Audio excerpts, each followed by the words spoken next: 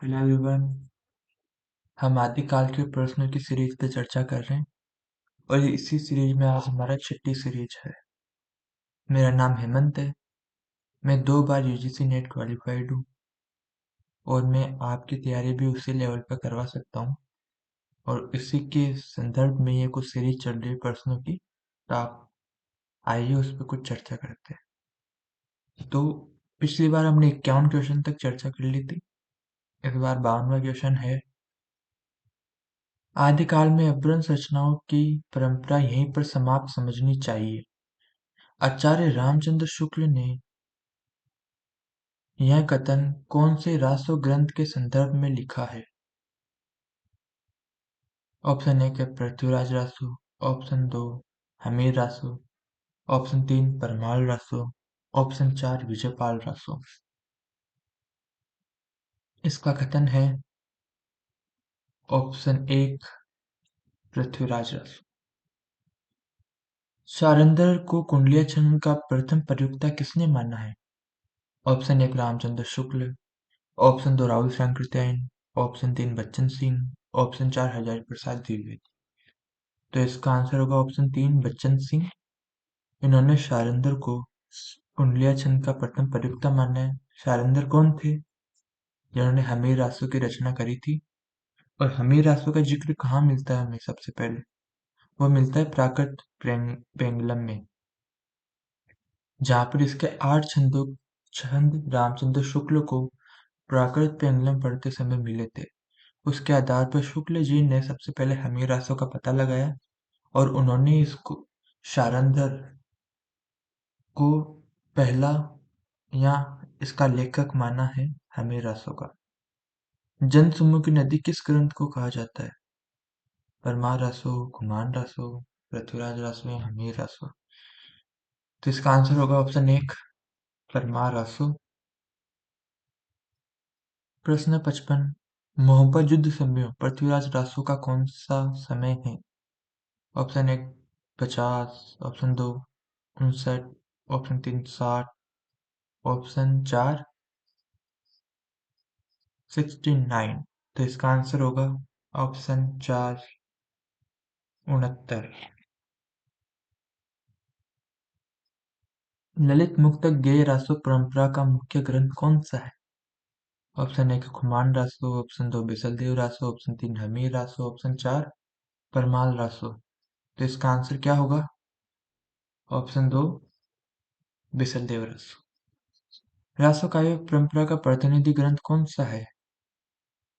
पृथ्वीराज रासो, बिसलदेव रासो, खुमान रासो या परमाल रासो। तो इसका आंसर होगा ऑप्शन 1 परमाल रासो, सॉरी पृथ्वीराज रासो। कौन सी रासो रचनाएं उपलब्ध नहीं है? खुमान रासो, हमीर रासो, जयमेंगस चंद्रिका या परमार रासो।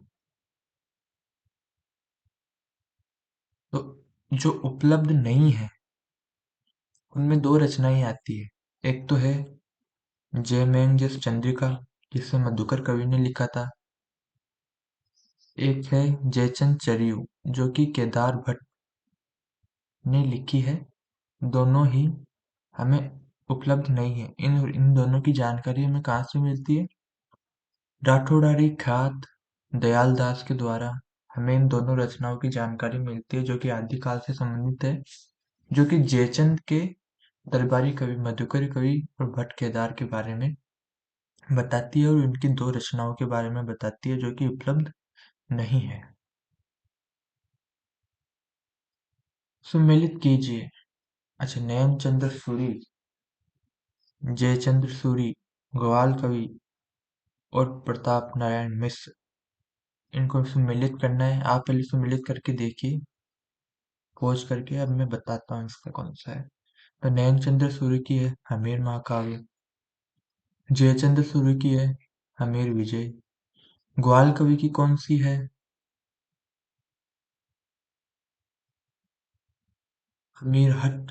और प्रताप नारायण मिश्र की है हटी हमीर।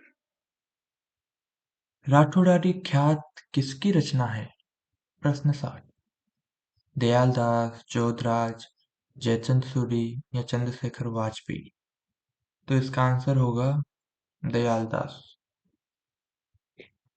जोधराज ने लिखी है हमीर रासो, जयचंद्र सूरी ने लिखी है हमीर विजय और चंद्रशेखर वाजपेयी ने लिखी है हमीर हट।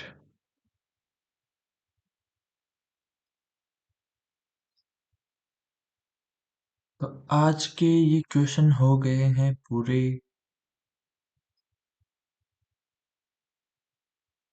और इसमें एक और क्वेश्चन कर लेते हैं आज का 61वां।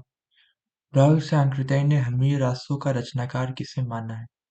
शारंगधर, जोधराज, जज्जल या नैनचंद्र सूरी? तो इसका आंसर कौन होगा? ऑप्शन 3, जज्जल को राहुल सांकृत्यायन ने हमीर रासो का रचनाकार माना है।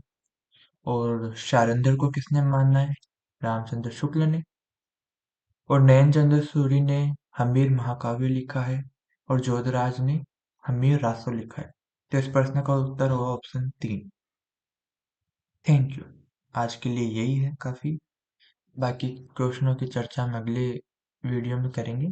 तब तक के लिए आप इसको सब्सक्राइब करो और कमेंट में बताओ आपको कैसा लगा ये। Thank you.